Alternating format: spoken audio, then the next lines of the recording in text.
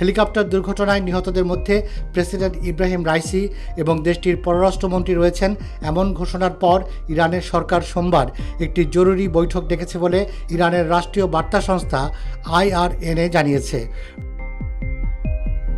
রাষ্ট্রীয় এই সংবাদ সংস্থার শেয়ার করা একটি ছবি অনুসারে রাইসি সাধারণত যে চেয়ারটিতে বসেন সেটি খালি রাখা হয়েছে এবং নিহত এই প্রেসিডেন্টের স্মরণে সেটিকে কালো কাপড়ে মুড়িয়ে দেওয়া হয়েছে। এছাড়া শোক মিছিলের সময় এবং অন্যান্য বিশদ বিবরণ পরবর্তীতে ঘোষণা করা হবে বলে রাষ্ট্রীয় গণমাধ্যম ফার্স নিউজ এজেন্সি জানিয়েছে।